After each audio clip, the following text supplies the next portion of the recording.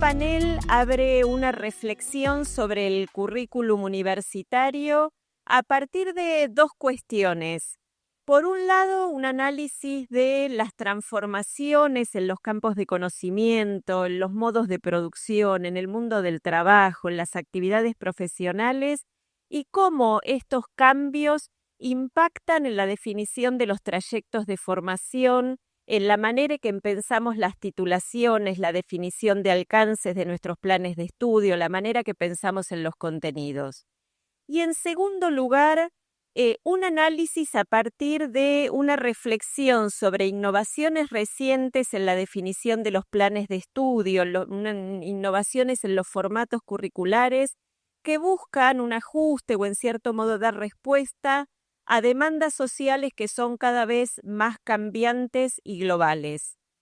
Para eso invitamos a dos especialistas. Por un lado, Sergio Trípano. Sergio es profesor regular de nuestra universidad y es especialista en política educacional, en política universitaria, y a Sergio le pedimos que nos ayude a pensar cuál es el papel de las universidades, la función de las universidades en la formación de profesionales, de intelectuales, en este nuevo contexto, que nos ayude a pensar las universidades en estas coordenadas actuales. Por otro lado, invitamos a Alicia Camillioni. Ustedes la conocen, así que no necesita mi presentación. Sabemos que Alicia es la mayor especialista en didáctica en nuestro país, reconocida internacionalmente. Es profesora emérita, fue muchos años profesora de didáctica, hoy es profesora emérita. Y además fue secretaria de Asuntos Académicos de nuestra universidad 16 años, con lo cual Alicia es la persona que nos puede ayudar a pensar estas innovaciones, estas propuestas recientes en materia curricular y nos puede ayudar a pensar, analizar cuáles son los fundamentos, los antecedentes y sobre todo las derivaciones prácticas, ¿no? El impacto que pueden tener estas nuevas tendencias sobre nuestras carreras. Bueno, ¿estamos para empezar? Bueno, vamos a empezar con Sergio. Gracias, Laura. William Painter señala al currículum como una conversación compleja que enlaza experiencias del presente, del pasado y del futuro. En vista a ello, vamos a tratar de introducir en esta conversación compleja el tema de las profesiones. No pretendemos agotar el tema, sobre el cual existen numerosas investigaciones al respecto. Trataremos de focalizar algunos debates e ideas actuales que circulan al respecto y nos enfrentan a propuestas o alternativas que deberíamos considerar de manera sistemática y abierta. La formación de profesionales en la universidad no siempre tuvo buena prédica en la institución. Para el caso alemán, Habermas retoma el debate de la formación de profesiones en los orígenes de la Universidad Humboldtiana. En ese momento, se acentuaba la separación de los estudios científicos con respecto a las necesidades de la praxis profesional, pues en el desprecio de los fines meramente empíricos, en el intento de preservar a la universidad frente a los talentos gremiales, para lo que tan agrias palabras encontró Fichte. Se reflejaba también un estado objetivo del desarrollo social entre la praxis profesional del artesanado, por un lado, y de los médicos, funcionarios y juristas, por otros, no se había desarrollado aún ninguna diferenciación de principio en cuanto a racionalización científica. Con respecto a la pretensión estricta de una fundamentación teórica de las habilidades profesionales, todos ellos se encontraban en un arte aprendido o ejercido pragmáticamente de una técnica en el sentido griego. El denominado sistema profesional, desde la perspectiva histórica, es parte de un proceso de racionalización de las sociedades. La racionalidad, en el sentido weberiano, consiste en la consecución metódica de un fin determinado de manera concreta y de carácter práctico mediante el empleo de un cálculo para cada vez más preciso cada vez más preciso, perdón por la voz, de los medios adecuados. Pasamos desde una sociedad tradicional o premoderna a una organización de orden moderno y burocrático, en donde el profesional desplazará continuamente al aficionado, al diletante, al empírico de todos los puestos socialmente significativos. En ese sentido, el desarrollo de una profesión exige la posesión de una serie de conocimientos, saber específico y especializado, que requieren una práctica de aprendizaje extensa y de pruebas que acrediten la posesión de las aptitudes necesarias. La construcción de los sistemas profesionales desde el punto de vista histórico no es lineal, y los estudios en esta materia han mostrado que la misma ha sido compleja. Michael Burrage ha estudiado los sistemas educativos particularmente en Inglaterra, Francia y Estados Unidos. Parte de la hipótesis que los sistemas modernos de la educación profesional son el resultado de luchas y conflictos que se inician a finales del siglo XVIII y que continúan en el siglo XX y en algunos casos hasta finales de siglo. Analiza el desarrollo de 3 profesiones en dichos países, abogacía, medicina e ingeniería, e identifica 3 participantes principales en su construcción moderna: los profesionales en ejercicio, el Estado y las universidades. En nuestro país, la enseñanza de las profesiones en las instituciones universitarias no siempre gozó de buena reputación. La universidad es criticada como fábrica de diplomas, o se trató de buscar opciones alternativas, tales como llevar fuera de la institución la habilitación para el ejercicio profesional. Julio B. González, en su proyecto de ley universitaria del año 1941, recordaba las palabras de Bernardo Hussein, quien señalaba que, más que universidades, propiamente tenemos un conglomerado de facultades profesionales, en clara contraposición a otras alternativas de formación. Desde el punto de vista teórico, el denominado proceso de profesionalización fue analizado desde distintas perspectivas. Max Weber, Emile Durkheim, Spencer, entre otros, han sido los autores que analizaron las profesiones en el desarrollo de las sociedades modernas. Talcott Parsons y la mirada estructural funcionalista presentó el desarrollo de las profesiones como un proceso de organización y reconocimiento. Este cuerpo teórico fue ampliamente criticado por la sociología crítica de los años 70 y 80 del siglo XX. Estos procesos de profesionalización fueron vistos como cierre ocupacional para controlar el monopolio y la exclusividad de la jurisdicción. Al concepto de profesionalización, a contrario, se le adjudicó un valor normativo digno de ser preservado en el trabajo profesional, vinculado a un determinado tipo de etos, decisiones informadas, responsabilidad, ciertos valores éticos, entre otros aspectos. En la actualidad, los cambios demográficos, tecnológicos y fundamentalmente organizativos se han expresado en las denominaciones de capitalismo postindustrial, capitalismo cognitivo, capitalismo postorganizacional o más recientemente capitalismo 4.0, y tratan de captar aquellos cambios disruptivos a partir de los sectores que se consideran de alto impacto, como la robótica, los nuevos materiales o las denominadas tecnologías exponenciales, entre otros. Las profesiones parecen haber perdido sus connotaciones clásicas, por lo que sugieren cambiar dicho concepto por considerarlo obsoleto por el de ocupaciones basadas en el conocimiento. Y desde otras perspectivas sugieren modificar el campo disciplinar de la sociología de las profesiones por el de la sociología de la pericia, expertise, que ya no está centrada en que los expertos reclaman habitualmente sus prerrogativas o monopolios en un determinado campo, sino en una extensa red que conecta diversos actores, instrumentos, disposiciones institucionales para intervenir en los diversos problemas o asuntos. A partir de estos cambios, los diversos estudios sobre el tema tratan de analizar diferentes escenarios posibles de estas temáticas de las profesiones. En un primer escenario, la idea de progreso en áreas claves como la informática, la microelectrónica o la robótica tornará obsoleto el trabajo rutinario y multiplicará el número de trabajadores del conocimiento. No siempre queda claro, en estos casos, quiénes son esos trabajadores, y se confunde su tarea con la mera manipulación o transferencia de datos, cuando en realidad se trata de trabajos que exigen el procesamiento intelectual de la información en el contexto de un cuerpo de conocimientos que en distintos grados posibilita su aplicación creativa.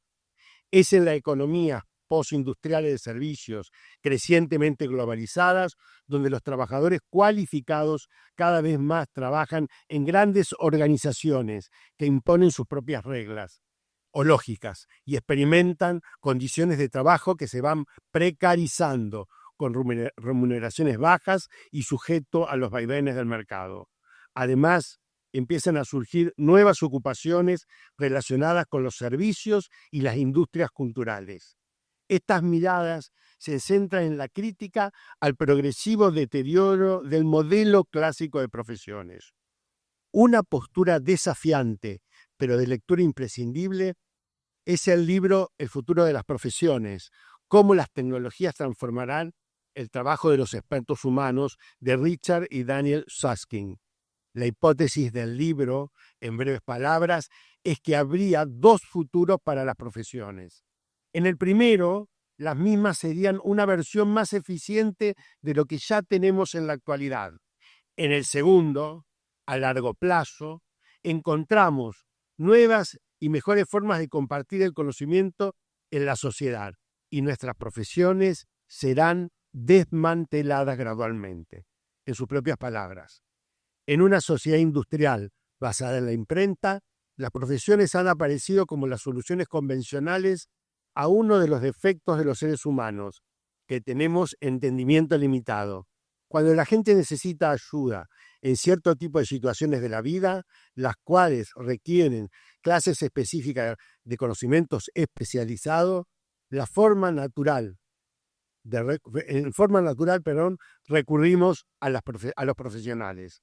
Pero no podemos suponer que esta respuesta actual sea la única o mejor respuesta para todas las épocas. Debemos estar abiertos a la posibilidad conforme pasamos de una sociedad industrial basada en la importancia de la imprenta a una sociedad de Internet basada en la tecnología, a que existan y que puedan existir alternativas que deberíamos estudiar, señalan estos autores. El segundo escenario señala que en la actualidad las profesiones y el profesionalismo se encuentran en posición incierta y ambivalente, puesto que ha producido una evolución del modelo técnico-racional basado en el trabajador de conocimiento a un modelo de profesión propio de las sociedades de servicio. Estamos constituidos por nuevas ocupaciones que no se asocian a las profesiones clásicas, desarrollan su actividad profesional en los servicios o en la industria cultural o recreativa. Consultores, gerentes, programadores, diseñadores, realizadores. Se trata de un modelo de profesión creativocrático, señala Svarta. Algunas críticas a esta postura señalan la necesidad de mirar caso por caso, puesto que muchos podrían carecer de los conocimientos necesarios como para definirlo como profesionales. Otros autores ponen el centro en que las profesiones son víctimas de nuevas tendencias organizacionales de mayor regulación, burocratización y evaluación de resultados. Esta mirada considera los vínculos del profesional con el mundo exterior e incorpora en el análisis aspectos como las relaciones con clientes, la racionalidad existente en las organizaciones, las relaciones entre profesionales, la representación sindical, entre otros aspectos. Las profesiones están expuestas a distintas lógicas de control sobre las propias prácticas, pero también sobre el control organizacional y a roles que pueden ser contradictorios porque deben incorporar la visión del mercado o de la gerencia en sus prácticas cotidianas. Al incorporar los procesos de globalización como dimensión analítica, otros autores señalan como puntos críticos el debilitamiento de los del papel de los estados nacionales en la tarea de acreditación de titulaciones y certificaciones, así como nuevas y diversas obligaciones que imponen los acuerdos internacionales o la presión que ejercen las corporaciones multinacionales. Como resultado de este proceso, podría asegurarse que, al menos, ciertos campos estratégicos, como el de las ingenierías, los perfiles profesionales serán cada vez más homogéneos y tenderán cada vez más al desarrollo de competencias portátiles y flexibles que aseguren un desempeño eficaz en el mercado global. Relacionado al punto anterior, el clásico estudio de Jean-François Lyotard, La condición posmoderna, un informe sobre el saber, puso en evidencia, año 1986, la lógica de performatividad, en donde lo que se ventila no es la verdad, sino la mejor relación entre input y output, el rendimiento. De manera tal, decía este autor, que una enseñanza que debe formar en competencias que son indispensables al sistema social. De ahí en más, se ha incrementado la sospecha que la denominada ideología del operacionalismo hagamos profesionales que sepan resolver problemas y no le demos tantas vueltas a su formación académica, obsoleta y abstracta. Llevaría a vaciar la formación universitaria del rigor sustantivo y científico al que no se debería renunciar. Frente a todo esto, ¿cómo deberíamos responder desde las instituciones universitarias, considerando las diferentes propuestas formativas?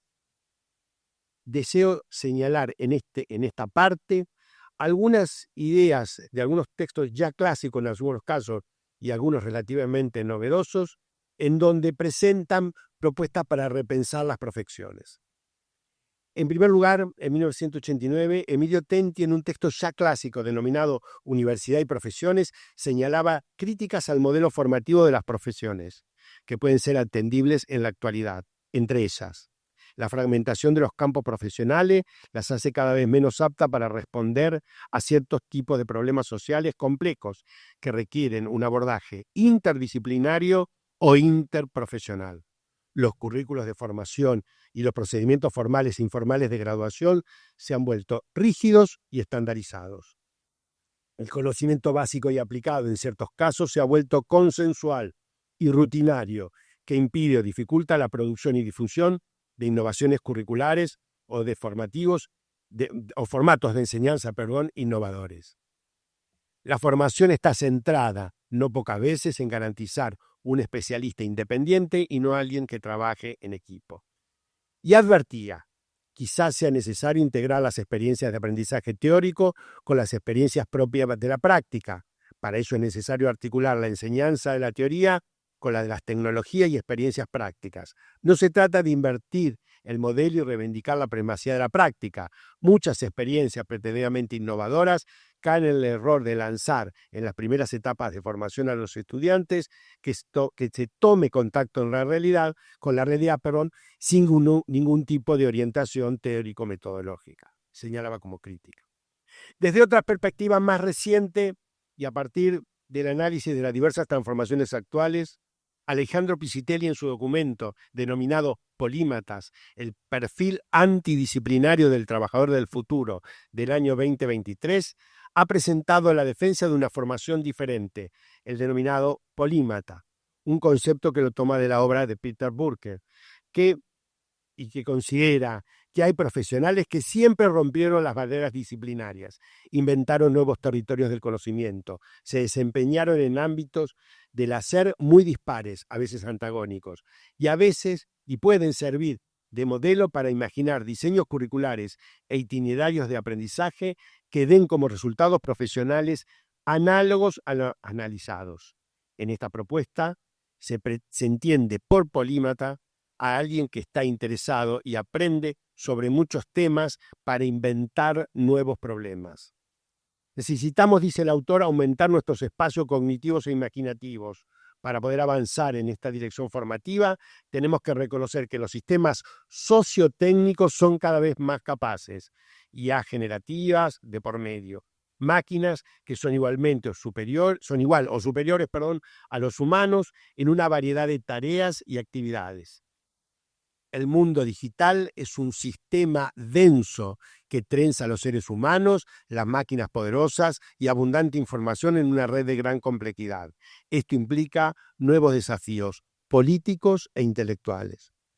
En tercer término, Daniel Innerarity, en su libro La sociedad del desconocimiento del año 2022, nos brinda otra perspectiva para entender y gestionar esta complejidad.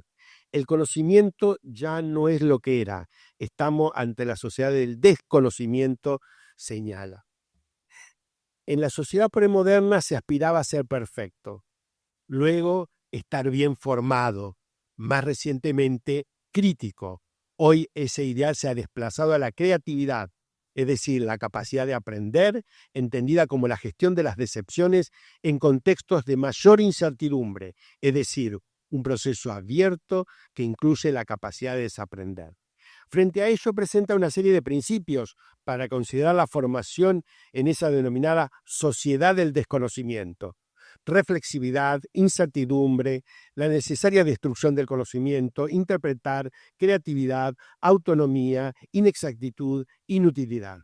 Y nos propone además una educación para la incompetencia. Existen instituciones y leyes que velan para que haya una justa competencia en el mercado. Pero el paso a la apoteosis de la educación por competencia concibe a la escuela y a la universidad como de preparación profesional, donde no se trata tanto de conocimiento y formación como competencias y habilidades para aventajar a los competidores. Las preguntas sobre lo justo, lo bueno, lo verdadero, lo bello, no se resuelve fácilmente y nunca terminamos de ser plenamente competentes, señala Innerarity. Ante esta situación, nuestro escenario normativo nacional se encuentra condicionado por los artículos 42 y 43 de la Ley de Educación Superior vigente, que regularon particularmente las titulaciones de grado de las universidades públicas y privadas. Desde su sanción y aplicación desde el año 1995, se han generado no pocos debates y regulaciones al respecto en el propio sistema universitario a partir de sus órganos de coordinación, como el SIN o el Consejo de Universidades, al que se agregó más recientemente la discusión sobre currículo por créditos. Tenemos frente a nosotros múltiples regulaciones y múltiples niveles de análisis, internacionales, regionales, nacionales, locales e institucionales. El Estado, los mercados, las profesiones, con sus lógicas diversas e interacciones, no han cesado de generar propuestas y debates. Quienes hoy deben tomar decisiones en esta materia tienen un panorama complejo, cuanto menos. Hemos tratado de señalar algunos puntos acotados de esta complejidad. Como cierre, resultaría interesante no olvidar algunas advertencias de no sucumbir a lo que Gilles Lipovetsky ha denominado la ligereza, un mundo material tan ligero, fluido y móvil. Nos advierte, entre otros aspectos, que a nivel universitario algunos han comprometido el fin del campus y de las enseñanzas en directo en beneficio de los cibercafés y de un aprendizaje light. Internet, una educación ligera centrada en las demandas y apropiaciones individuales, una formación sin profesores, sin aula, sin imposiciones disciplinarias, dice Lipovetsky. Esto nos exige hoy más que nunca profundizar los debates plurales, abrir espacios de intercambio y reflexión, generar investigación, evitar los cantos de sirena de intereses con alta capacidad para generar ganancias para sus propios beneficios. Y por sobre todas las cosas, en el contexto actual, en donde sostener las actividades cotidianas necesarias en nuestras instituciones no resulta sencillo.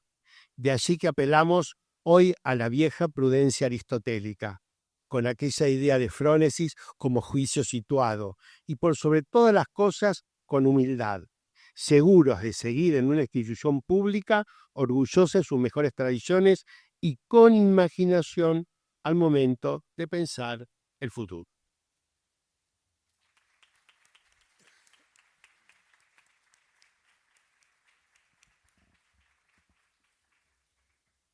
Bueno, Sergio, muchísimas gracias, muy interesante.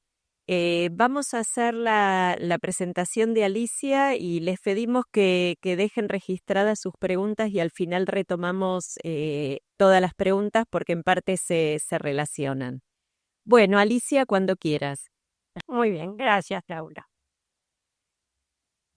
Cuando nosotros hablamos de la universidad, estamos hablando de una institución sumamente compleja que no puede ser considerada de ninguna manera en aislamiento.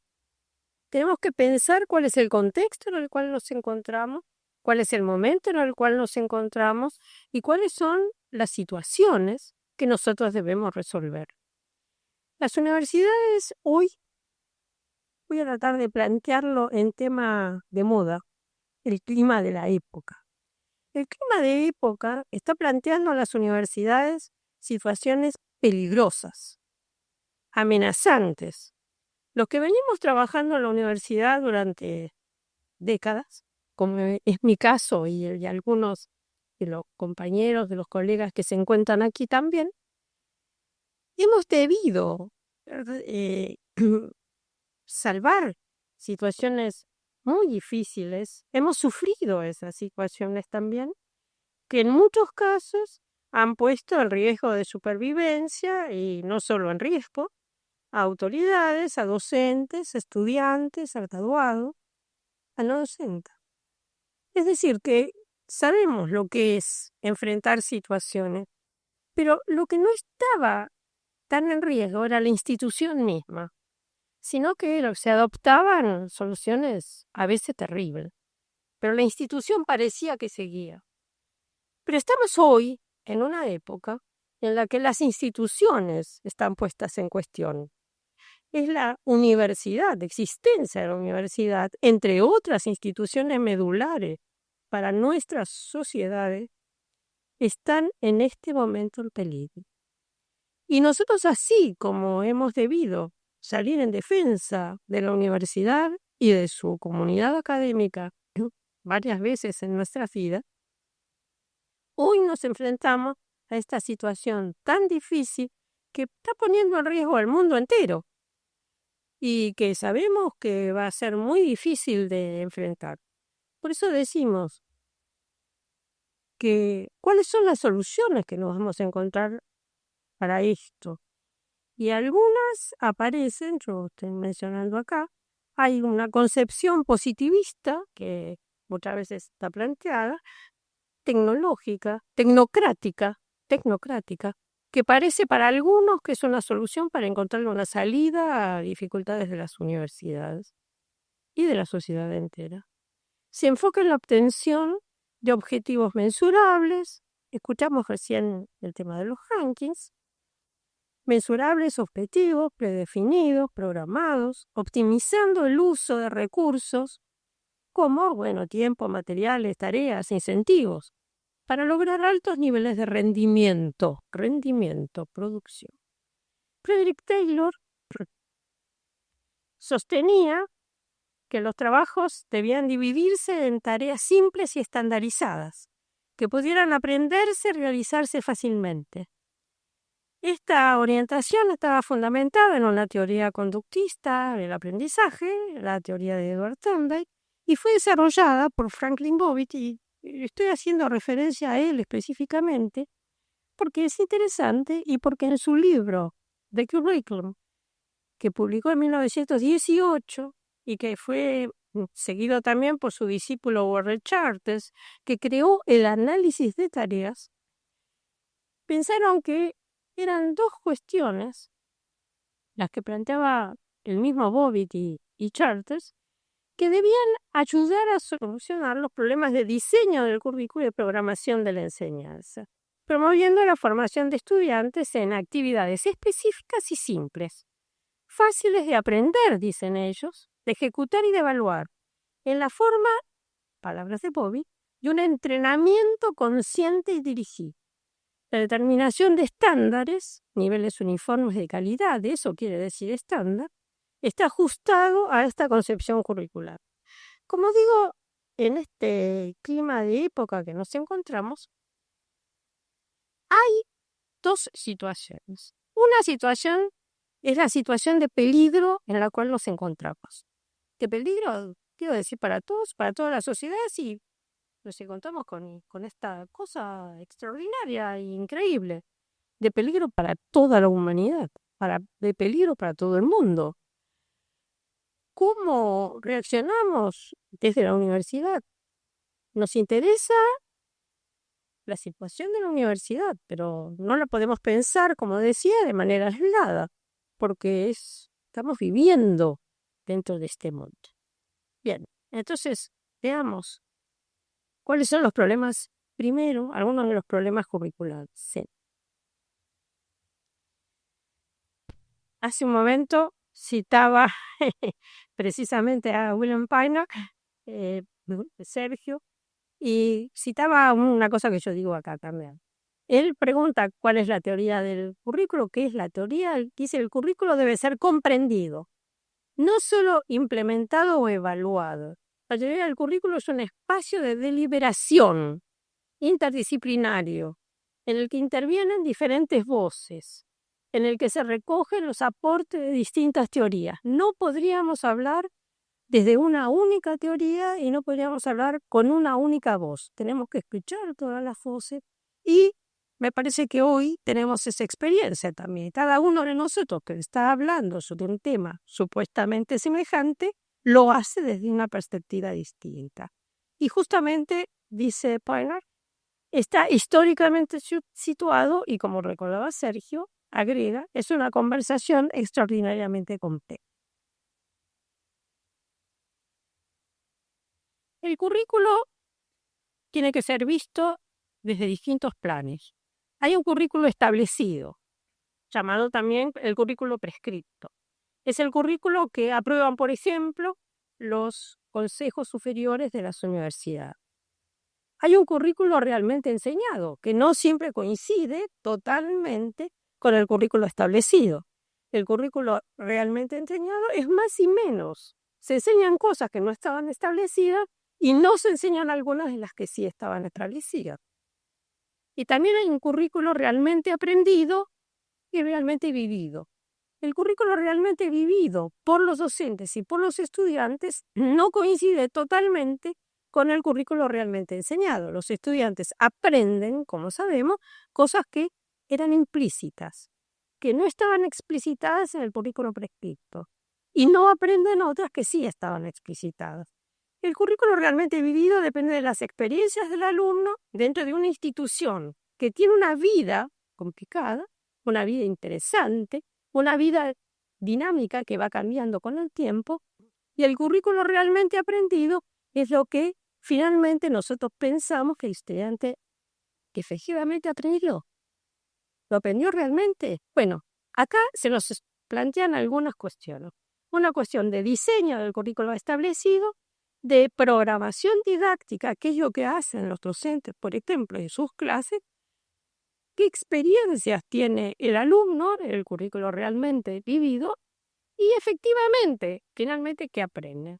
¿Es lo mismo el currículum establecido que el currículum realmente aprendido?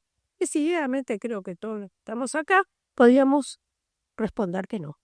Hay diferencias y tenemos que aprender a manejar esas diferencias también. El currículum establecido se compone de un diseño curricular, como decía, la resolución del Consejo Superior, el plan de estudio, papeles. El desarrollo curricular institucional, que tiene que ver con propuestas para la filosofía con la cual se encara la carrera, o el departamento en la enseñanza de asignaturas, papeles. El desarrollo programado por el equipo docente, que es la programación didáctica, el plan del curso, también son papeles. Y el currículum efectivamente enseñado, el currículum en acción. ¿De dónde parte el currículum en acción? Bueno, el currículum establecido, que acabamos de mencionar. Pero se le suma decisiones que toman los docentes en la práctica, que pueden haber hecho una programación didáctica, pero cuando llevan a la práctica se encuentran en la necesidad, según la respuesta de los alumnos o según lo que se les ocurre en el momento, que agregan cuestiones que a lo mejor no pensaban enseñar. Las enseñanzas implícitas que Philip Jackson justamente desarrolla también. A esos papeles le sumamos entonces las decisiones en la práctica. La enseñanza ocasional es la que a veces interviene en la enseñanza que se da porque ha ocurrido algo, porque hay un descubrimiento científico o un desastre natural que hace que se agregue algún tema que no estaba previsto. Y las decisiones de los alumnos. Las decisiones de los alumnos son fundamentales. Los alumnos aprenden en función de cómo estudian. ¿Qué estudian? ¿Cuánto tiempo le dedican al estudio? ¿Para qué estudian? Estudian para aprobar la materia. La evaluación, las formas de evaluación, son fundamentales en las decisiones que toman los estudiantes. Por eso, cuando hablamos de currículo, también tenemos que hablar no solo del diseño curricular, de la enseñanza que dan los docentes, del aprendizaje que realizan los alumnos y de las formas de evaluación, que van a ser decisivas sobre las realizaciones que hagan los alumnos y los esfuerzos que hagan los alumnos en su trayecto curricular.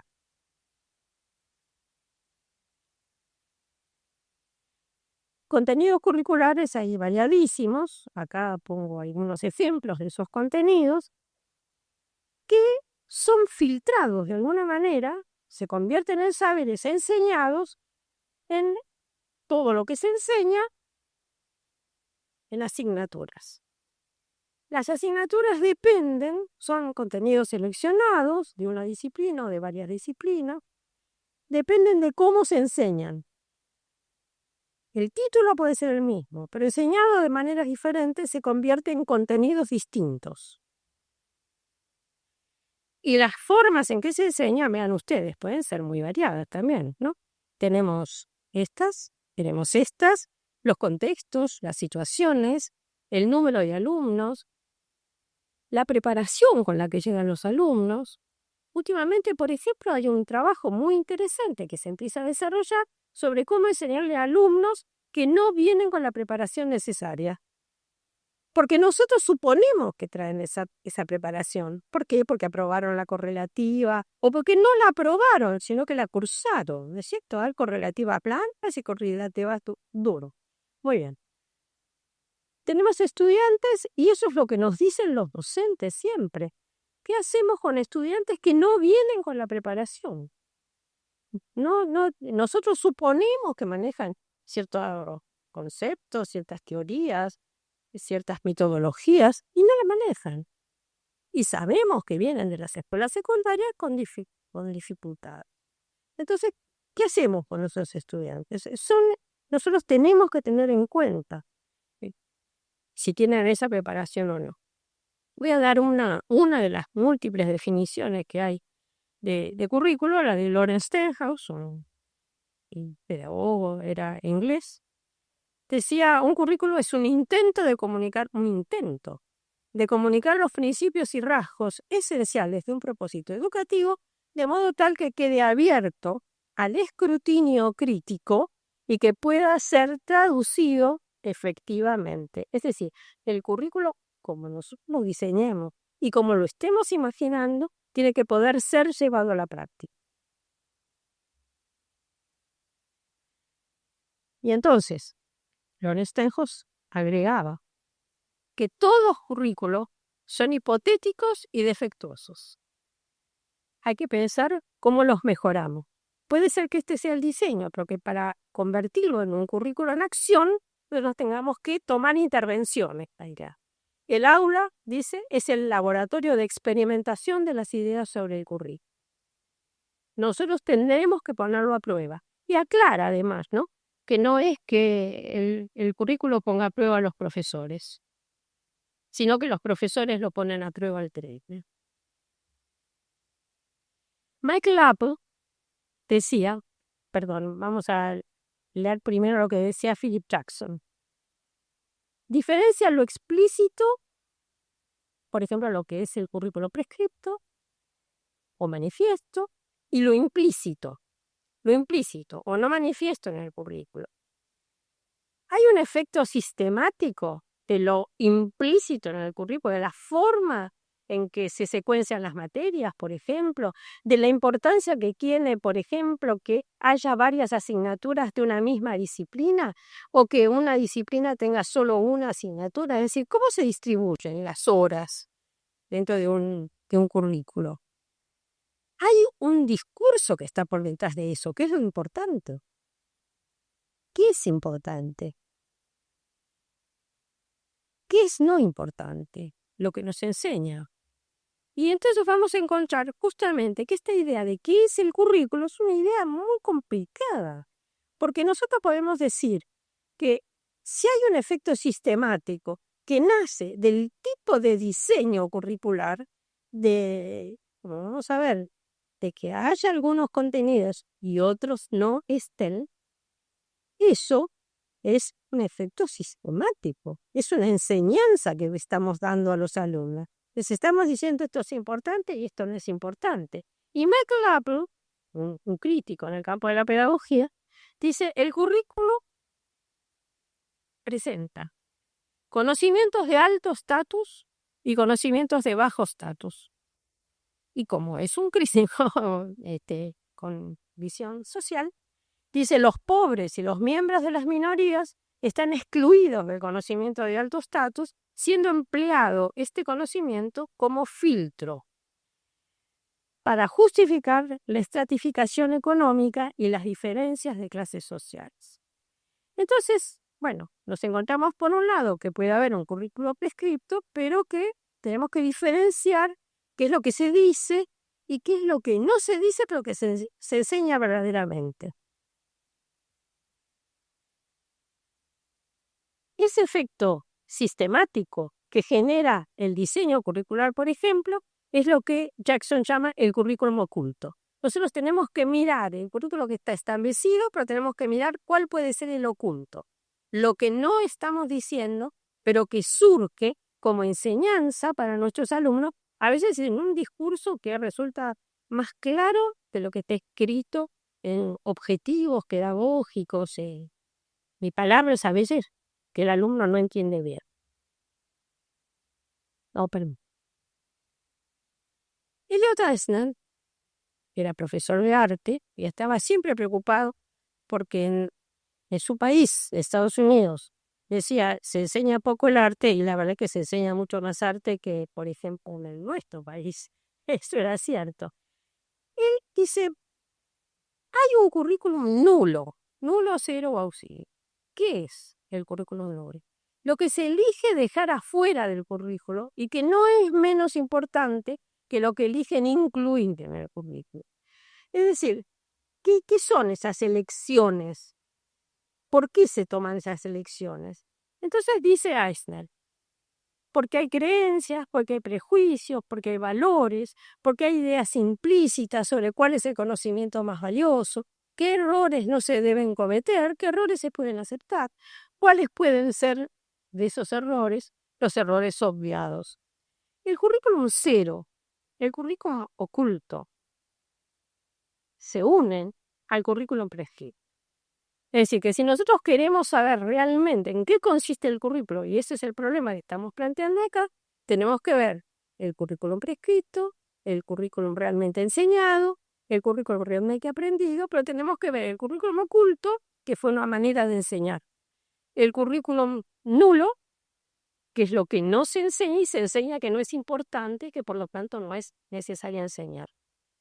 A veces por razones ideológicas de las enseñan. Teorías críticas del currículo implican muchas veces ideas de liberación, de transformación, de emancipación, y William Piner, Paulo Freire, Michael Apple, Henry Giroux, Peter McLaren, Maxine Greene, Michael Young, Shirley Grundy, la australiana, Kieran Egan, se han preocupado mucho por desarrollar estas ideas en el currículum. ¿Cómo formar sujetos, cómo formar a nuestros universitarios en la idea de que se puede ser libre y cómo se puede ser libre, en ideas de que hay que transformar lo que no está bien y que hay que emanciparse? que es emanciparse. Veamos. Shirley Grundy, como digo, era australiana, decía, el currículo tiene que plantear los tipos de conocimiento, que yo también voy a citar a Habermas, señala la importancia de 3 intereses cognitivos básicos: técnicos, prácticos y emancipadores. El interés técnico está orientado a la dominación de la naturaleza y la eficiencia. El interés práctico está enfocado a la comprensión y la comunicación. Y el interés emancipatorio, que busca la liberación de las restricciones y la autonomía de los alumnos, solo es posible si uno logra que los alumnos autorreflexionen, autorregulen su aprendizaje, que significa que el yo se vuelve sobre su propio eje, sobre sí mismo. Y para eso hace falta una formación profunda e integral. Esta conclusión a la que llega Shirley Grundy, que tenía una enorme experiencia de gestión en su lugar de origen, pero además manejaba las universidades que estaban dependiendo de Australia, pero que estaban en otros continentes incluso. Así que tenía, como digo, mucha experiencia de gestión muy variada y multicultural. Entonces, ella llega a esta conclusión, que es una conclusión que comparten muchos autores, yo estoy citando, requiere formación profunda e integral. Si queremos una formación universitaria, necesitamos entregar una formación profunda e integral. Eso es una universidad. Las clases de currículo, acá se han movido un poco, pero espero que las puedan ver, pueden ser abiertos o cerrados.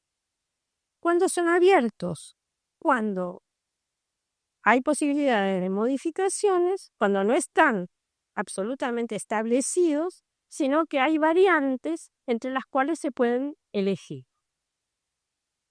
Entonces puede ser abierto o cerrado. Como dijimos antes, puede ser prescripto, enseñado, aprendido. No sé por qué se ha movido todo acá y no se ve bien. Vamos a tratar después de arreglarlo.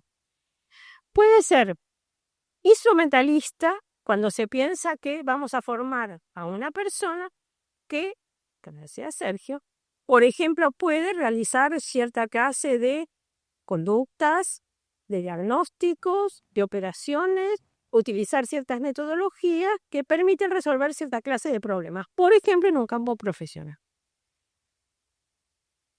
Puede ser, qué mal que está esto, qué mal. Puede ser currículo nulo, como decía Eisner. Puede ser currículo concomitante. Concomitante quiere decir que la formación que están recibiendo nuestros alumnos no se limita a la que la universidad le entrega, sino que en sus casas, con sus compañeros, en el mundo de las redes sociales, está aprendiendo. Entonces, nuestro alumno no es un alumno que solamente va a aprender lo que la universidad quiere que aprenda, aunque se lo enseñen en un día, ¿no? No.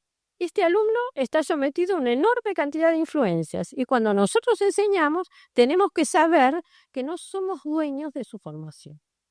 Entonces, el currículo concomitante se refiere precisamente a todas esas influencias culturales, sociales, etcétera, que vienen de afuera y que el alumno está viviendo, conviviendo con ellas y conviviendo con la formación universitaria.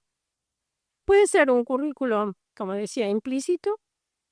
No decimos, pero no lo tenemos escrito, pero lo enseñamos. El currículo en uso, que es lo que finalmente queda como efectivamente dicho y enseñado, que no es todo. Un currículo externo, porque por fuera el alumno puede estar también tomando cursos. No son los que nosotros estamos dando, pero está tomando cursos.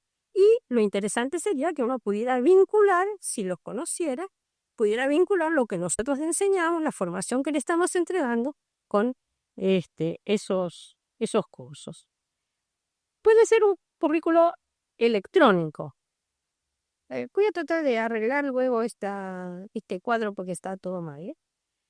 El currículo electrónico, no hace falta que lo diga, el currículo al cual se puede acceder online, y en el cual el alumno va a encontrar además una formación que no ha sido lo interesante de, yo recuerdo las discusiones sobre el uso de Internet, lo interesante de Internet es que no encuentra lo que no buscaba, lo que busca también lo encuentra. Pero lo interesante, y a todos nos pasará lo mismo, que cuando estamos buscando una cosa encontramos otra. Maravilloso. A nuestros estudiantes les puede pasar lo mismo. Así que hay un currículum electrónico que va más allá de lo que nosotros hemos planificado, lo que nosotros tenemos programado. Tenemos currículos organizados por asignaturas, por disciplinas, por ciclos. Asignaturas son los conocimientos seleccionados de una o varias disciplinas para ser enseñados en un curso lectivo. Los ciclos están formados por a veces varios años, 2 años, 3 años, pero se supone que conforman una unidad. Las disciplinas son aquellos campos en los cuales encontramos una o varias materias. Son disciplinas. ¿Por qué se llaman disciplinas? Porque la idea era que había que colocarlas, había esa idea del currículum, había que colocarlo platónico. Porque disciplinan la mente. Enseñan a pensar. ¿Es cierto? Y enseñan a pensar cada una de las disciplinas de una manera diferente. Entonces tenemos ciclos, currículo por asignatura, por disciplina, por ciclos, y también las tenemos por niveles de grado y de posgrado. Es decir, cuando hablamos de currículo, estamos hablando de algo bastante complejo. Y acá vamos a ir planteando algunas de las cuestiones, vamos a tratar de que se puedan leer, que tienen que ver con propuestas que han ido apareciendo, a las cuales se refirió precisamente hace un momento Sergio Tripan. Una de las propuestas es el currículo por créditos. El currículo por créditos fue creado en la Universidad de Harvard por su presidente de entonces, Charles Eliot, entre 1869 y 1880. Tuvo dificultades para implantarlo porque ya había sido propuesto antes por algunos otros. Por ejemplo, Jefferson había tratado de colocarlo en la Universidad de William and Mary y no había podido, pero Eliot tiene éxito y logra establecer. ¿Por qué quiere establecerlo? Porque él dice, esta universidad, Harvard, que en varios siglos había tenido exactamente el mismo currículo. Exactamente. Entre 1066, que es creada la Universidad de Harvard, y 1869, digamos, o 80, tiene exactamente el mismo currículo, las mismas materias, con el mismo horario, es decir, hay que ver hasta qué punto nos enseñaba exactamente lo mismo durante varios siglos. Y él dice, se ha rutinizado. La única forma de resolver el problema de esta rutina en la que ha caído esta universidad es que cada profesor enseñe lo que quiere enseñar y cada estudiante elija lo que quiere aprender. Y la solución para eso es encontrarle alguna manera de, comparar, alguna manera de determinar la elección, pero siempre dando libertad al docente para que enseñe y para no solo el modo de enseñar, sino los contenidos que va a enseñar, y también al alumno para que elija las materias, es decir, para que construya su propio diseño curricular.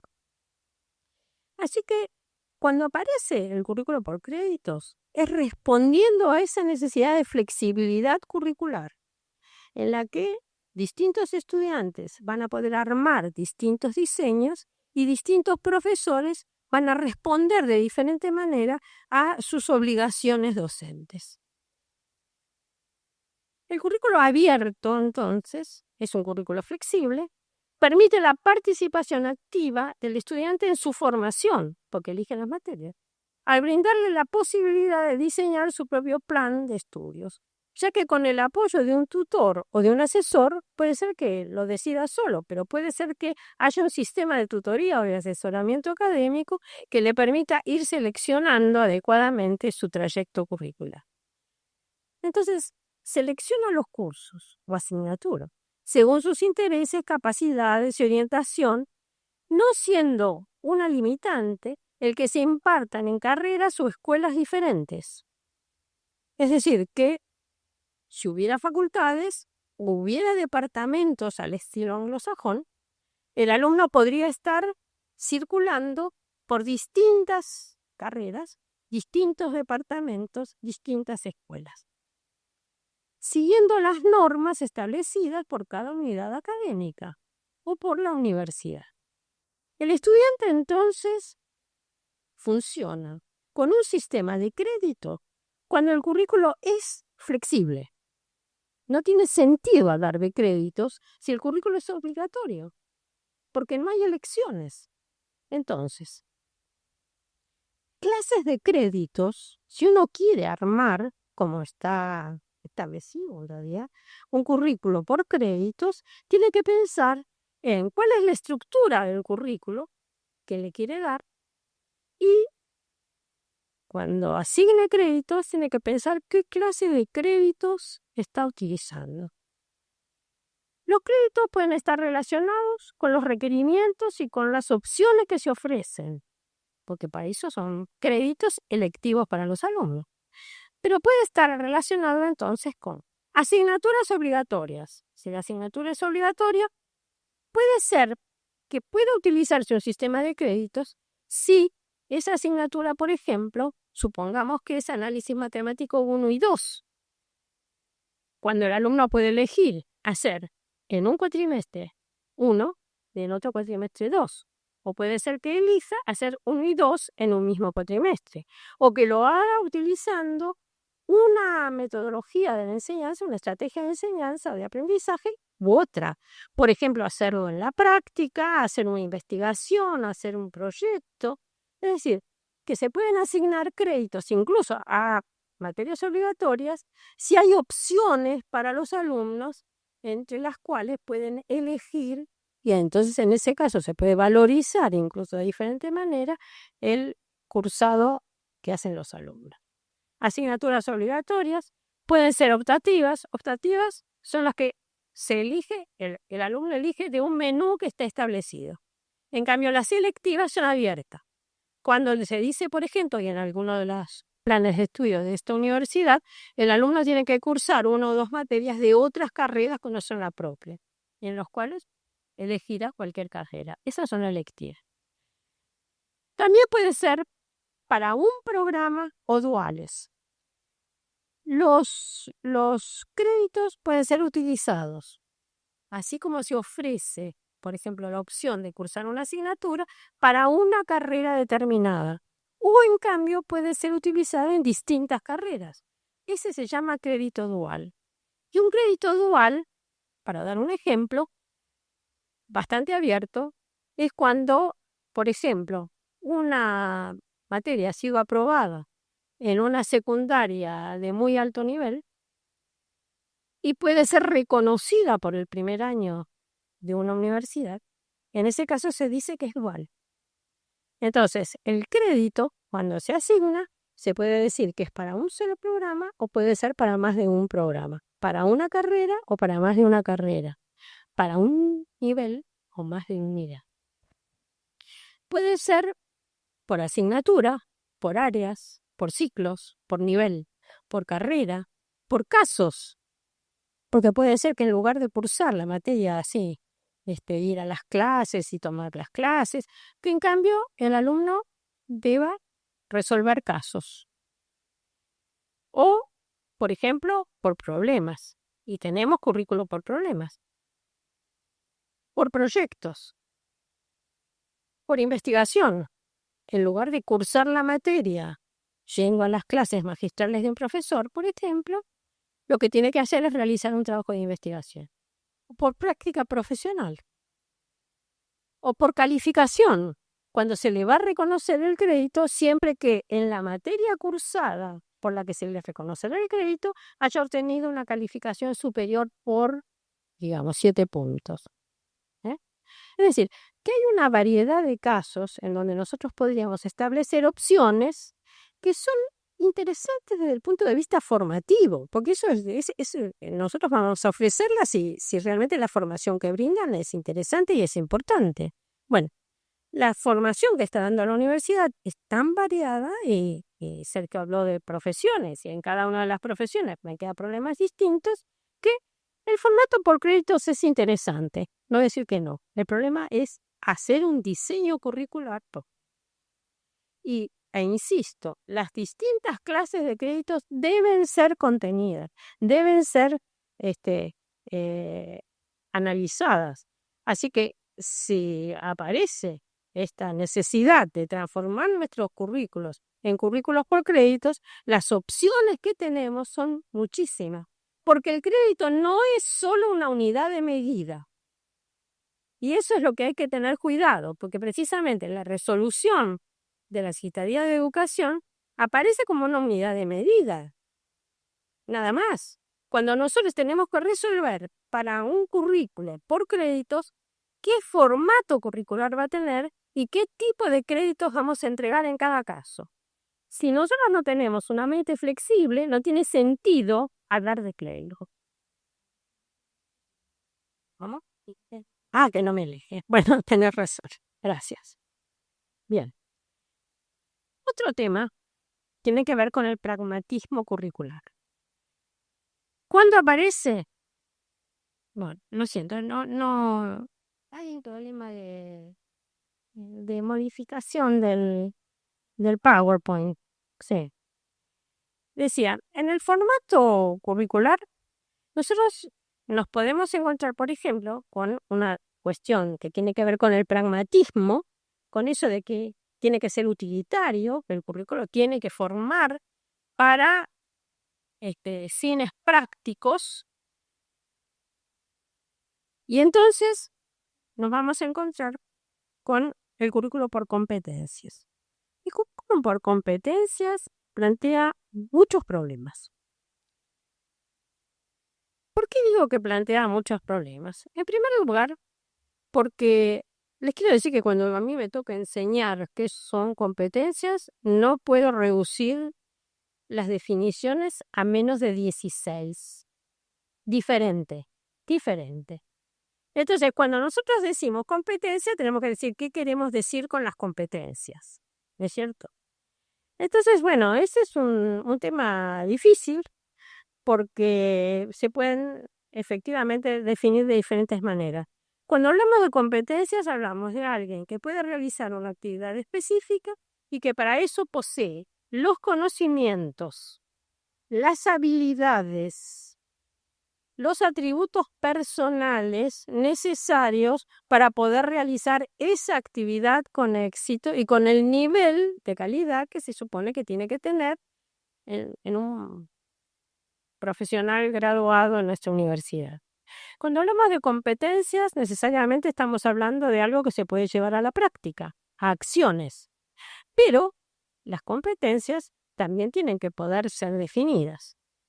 Hay una base de separación de las competencias que tiene su fundamento en la psicología del aprendizaje del conductismo, como decía antes, en donde el ejercicio, la repetición y el efecto de que alguien le diga que eso está bien, que tiene éxito, que el resultado es el adecuado, la ley del efecto, sirve para que se fortalezca ese aprendizaje.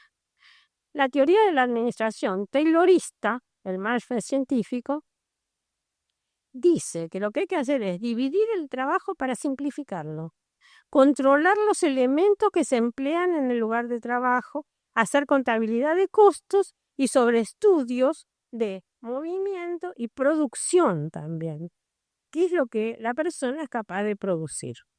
Bien, entonces tenemos ahí los principios básicos de Bobek. Decía, analizar la amplia gama, quiero decir en 1918 a propósito, porque es un currículo que el libro de Bowlby inicia la teoría del currículo prácticamente. Entonces, en 1918, él decía, hay que analizar la amplia gama de actividades humanas y dividirlas en campos. Tomar cada campo y analizarlo en actividades específicas. Transformar cada actividad específica en un objetivo de la enseñanza y entonces vamos a tener cuál es la competencia que tenemos que desarrollar. Vean ustedes. La definición 1 de competencia, no les voy a dar las 16. Tiene competencia o es profesional competente el que posee las habilidades, los conocimientos y los atributos personales para desempeñar las acciones requeridas en un profesional en los niveles necesarios para garantizar una práctica segura y efectiva en un contexto y en un tiempo determinado. Y esta es una cuestión fundamental, que siempre que hablemos de competencias tenemos que decir en qué contexto y en qué situación. Si no, esa competencia como cosa totalmente general y en el aire no se entiende. Según esta definición, tiene que tener un contexto, tiene que tener un resultado observable y mensurable, una acción que está claramente definida y saberes de distintas clases. Bien.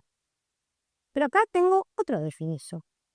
Esta definición, la de Spencer y Spencer, es la definición que dice que es el módulo de Leicester. ¿Por qué de Leicester?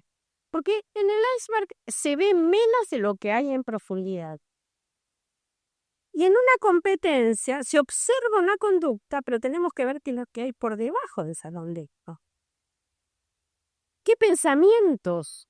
¿Qué propósitos? ¿Qué comprensión? ¿Hay capacidad de explicación? ¿Hay capacidad de programar la acción o solamente realizar? Puede ser una realización mecánica de una acción. Pero dice Spencer, no, un momentito, tengo que ver qué conocimientos, qué saberes, qué intenciones, qué valores hay por debajo. Eso es lo que no se ve en la conducta observable. Quiere decir que si yo me limitara a medir conductas observables, es más lo que no sé de lo que el alumno sabe que lo que sé. Por eso el problema está en la evaluación. ¿Sí? Bien, muy bien. Y Gilles Leporter, el francés, especialista en capacitación precisamente para el trabajo, dice es una construcción a partir de una combinación de recursos del sujeto y de recursos del ambiente. Relaciones, artefactos, documentos, informaciones y otros que son movilizados para lograr un desempeño. Quiere decir que cuando hablamos de currículo por competencias, primero tendríamos que ver qué clase de competencias. Hay competencias diferenciales, básicas, transversales, estratégicas, procedimentales o sistémicas, técnicas, funcionales duras o blandas, que son las de interacción social, por ejemplo. Las clases de competencias son muy variadas. Las relacionadas con la disciplina, por ejemplo, pueden ser instrumentales, pero también pueden ser interpersonales o pueden tener que ver con la profesión específica. Los niveles, entonces, son macrocompetencias que pueden ser generales o específicas, microcompetencias que pueden ser generales y específicas. Y los niveles de desempeño también hay que definirlos. Pues si yo digo currículo por competencias, tengo que decir si todas las competencias que tienen que alcanzar los alumnos tienen que tener un nivel superior, bueno, mínimo, podría ser, o insuficiente. Si es insuficiente, sabemos que no va a tener aprobada esa. Pero ¿con qué evidencias? Porque acá el tema es ese modelo evidenciario. ¿A qué vamos a llamar evidencia? ¿A la actuación efectiva o a una actuación potencial, latente? Entonces alguien se ha preguntado precisamente, ¿se enseñan todas las competencias en las carreras universitarias? De las investigaciones surge que hay competencias que se enseñan que no son aplicables. Hay competencias que se debieran enseñar y no son enseñadas.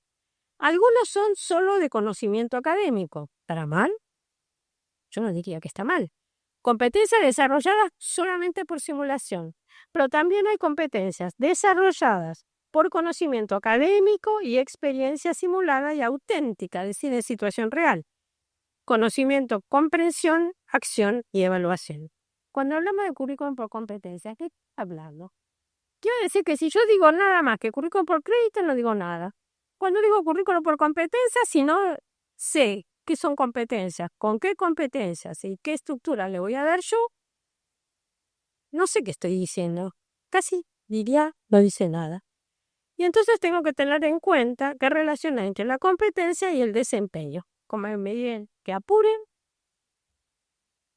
se los voy a dejar luego para que ustedes no es lo mismo competencia que desempeño. La competencia implica muchos conocimientos, que el desempeño, como dije hace un rato, no demuestra. El desempeño es efectivamente llevarlo a la práctica.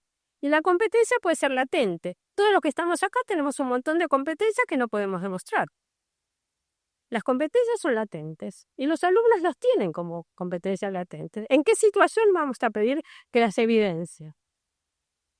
Bueno, ese es un tema muy importante, por eso agrego acá lo que son los descriptores de la competencia. Los descriptores pueden ser muy variables. Y nos queda una cuestión que también es muy importante, que es la inclusión de las microcredenciales que aparecen como una solución para las actualizaciones de los currículos universitarios. Se afirma que las microcredenciales se proponen en respuesta a la demanda de estudiantes y empleadores. La formación depende del enfoque adoptado, porque puede ser que yo enseñe una actividad específica con enfoque conductista, y en ese caso va a aprender solamente ese estrecho, solamente y segmentadamente esa actividad específica. O puede ser constructivista o sociocognitivo constructivista, en cuyo caso yo voy a pensar que detrás de la microcredencial hay un conocimiento que se puede asociar, se puede articular con otros conocimientos. Entonces tengo que ver qué hago con las microcredenciales. ¿Las enseño sueltas o armo un trayecto curricular?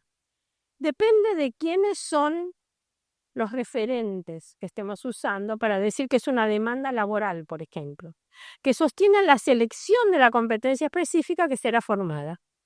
¿Es el referente personal, es lo que quiere el estudiante? ¿Es social? ¿Es profesional? ¿Es institucional? Depende del momento de evolución y grado de previsibilidad en el desarrollo de la ocupación y del modelo del sistema de producción, del tipo de desempeño cognitivo u operativo. ¿Es una cuestión de conocimiento, de conceptual, de teoría, de reflexión? ¿O es una cuestión operativa? ¿Cuáles son las operaciones, las conductas que alguien tiene que realizar?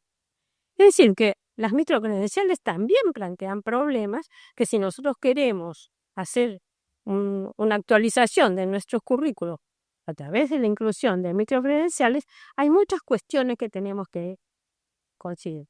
Una es una demanda laboral. Bueno, acá viene la cuestión de qué es la empleabilidad. Tema también sumamente ambiguo, con muchas definiciones. Yo voy a tomar una que es aceptable, aceptada por mucha gente. La empleabilidad es un conjunto de logros, habilidades, conocimientos y atributos personales que hacen que las personas tengan más probabilidad de tener éxito en las ocupaciones elegidas, lo cual significa obtener empleo, conservarlo, progresar, avanzar y cambiar. No es solamente saber hacer una cosa, sino ser empleable, pero porque es capaz de avanzar y seguir aprendiendo también. Lo cual depende de la dinámica del mercado del trabajo, porque no es tan sencillo decir que porque sabe realizar una actividad específica puede conseguir empleo con éxito, de avanzar en ese empleo. El mercado de trabajo no se puede ver al estilo tradicional, como una cuestión de demanda y oferta. Esta es la demanda y entonces la oferta tiene que responder a esa demanda. Es mucho más complicado. Hay que mirar número de empleados y desempleados, demanda de trabajadores, movilidad. Se crean nuevos, empleos desaparecen, cambian. Hay un referente temporal de corto, mediano y largo plazo. Hay brechas. Hay brechas previstas e imprevistas. Hay regulaciones del mercado. Hay requerimientos culturales de empresas individuales, es decir, para un mismo trabajo, no es que yo le pueda dar un curso y que con ese curso lo resuelva, porque cada empresa es posible que tenga su propia cultura y su propia idea acerca de cómo hay que hacer ese trabajo. Hay escalas salariales, hay cambios demográficos, por ejemplo, nacimientos, emigración e inmigración. Hay internacionalización. Lo preparo para una empresa determinada, lo preparo para todas las empresas, es una formación global. ¿Cómo? Hay necesidades locales, regionales, nacionales, determinaciones resultantes de factores económicos, políticos y tecnológicos. Interviene el azar y la moda, además, en el tipo de actividades específicas que hace falta para realizar ciertos trabajos. Los requerimientos, entonces, responden a un proceso de entropía social, a equilibrios, desequilibrios, a fragilidad e incertidumbre, que son las características de los mercados de empleo que nosotros tenemos ahora. Entonces, no es tan sencillo hablar de microcredenciales cuando se trata de preparar para actividades específicas en respuesta a una demanda laboral, que es una de las características, precisamente. Sí, ahora terminé. Los descriptores de competencias, yo acá les estoy dando una referencia y les voy a agregar, además, una bibliografía que yo sé que es profusa, pero espero que les ayude. Así que ahora, vamos acá.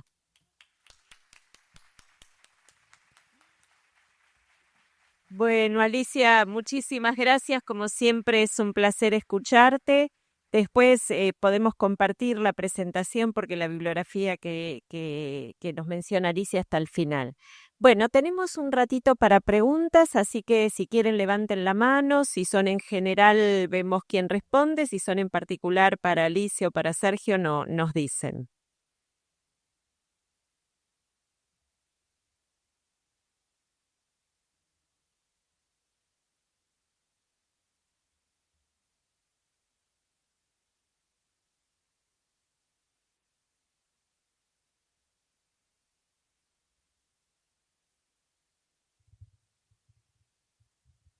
Sí, bueno, muchas gracias. Bueno, es una pregunta medio en general, pero ¿cómo se hace justamente para adaptar los currículums a los currículos a a la masividad que manejamos más en algunas carreras que en otras, creo, ¿no?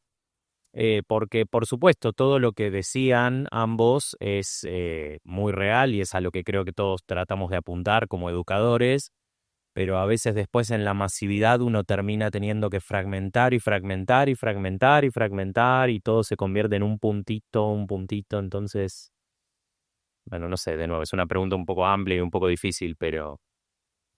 No te quisiera contestar. Yo voy a tratar de contestar. Mira, yo hace años, profesora de didáctica, me preocupé mucho por el tema de la masividad. Porque para nosotros la masividad es algo deseable, no es indeseable, no es negativo. Nosotros queremos tener muchos alumnos porque queremos que muchos estudiantes vengan a las universidades, que tengan formación universitaria muchos jóvenes. Y entonces me dediqué a trabajar el tema de una didáctica para cursos numerosos. Te quiero decir que existe. Hay estrategias de enseñanza que son especialmente adecuadas para trabajar en cursos numerosos. Las mismas estrategias de enseñanza que uno puede utilizar para cursos pequeños se pueden adaptar, no te voy a decir que de la misma manera, pero se pueden llegar a adaptar para trabajar con muchos alumnos. Y sobre todo, bueno, cuando tenemos muchos alumnos necesitamos interactuar con muchos alumnos. Y hoy efectivamente la digitalización nos permite, la distancia nos permite trabajar con mayor número de alumnos. No es lo mismo. Lo que quiero decir es que no es lo mismo enseñar en un curso pequeño, pero yo estoy acostumbrada a que me digan, si yo estoy enseñando que hay que utilizar algún tipo de estrategia, que me digan, pero yo tengo 300 alumnos. Y es cierto, no es lo mismo. No es. Pero hay que buscarle la vuelta porque existe. Hoy tenemos además muchas ayudas para poder hacerlo. Bueno, ¿alguna pregunta más? Comentarios pueden ser, impresiones. Sí, Katy, ahora después vamos. Indudablemente por todas las exposiciones que escuchamos hoy y con el cierre de lo de Sergio, hay que ser prudentes ante de tomar modas circunstanciales o transferir experiencias de otros contextos a un contexto que puede ser completamente distinto como es nuestra tradición universitaria y de la UBA en particular. Y realmente son todas más muy complejos. Era casi imposible seguirlo a Sergio y a Alicia con todas las diferentes perspectivas, diferentes opciones. Y bueno, la idea de esta jornada es justamente mostrar la complejidad de las decisiones que tenemos que tomar y no tomar decisiones apresuradas, porque no sabemos si las decisiones apresuradas sean mejores a las cuestiones que hoy tenemos, y más en un contexto de restricción presupuestaria, porque también hacer transformaciones cuesta dinero. Por eso era un poco el sentido de estas dos presentaciones, que más que con una solución técnica y aplicable, nos abre la cabeza de decir que son cuestiones muy complejas y que tenemos que tener mucho cuidado para tomar decisión. Esto es una interpelación a mis compañeros secretarios académicos que todo el tiempo estamos tomando decisiones permanentemente. Y a mí lo que me plantea tanto lo que está pasando en Francia, que es un anticipo de cosas que pueden ocurrir acá, como las dos exposiciones de Alicia y Sergio muestran que son temas muy difíciles y muy complejos y que están cambiando. Entonces, todas estas variables las tenemos que tomar de manera conjunta y que seguramente cada uno de los temas acá trabajados por Sergio y Alicia los retomemos en estas reuniones más pequeñas, contextos y quizás incluso por disciplinas de manera distinta. Así que para mí me parece que esto lo que nos abre es la cabeza y nos muestra la complejidad de las decisiones que tenemos que tomar y que tenemos que ser prudentes en ese sentido, ¿no? ¿Alguna otra sugerencia, Alicia o Sergio, frente a esto? Nada más, frente a lo que es a esta decisión, que alguna idea más para cerrar de sus exposiciones, independientemente que después pregunte.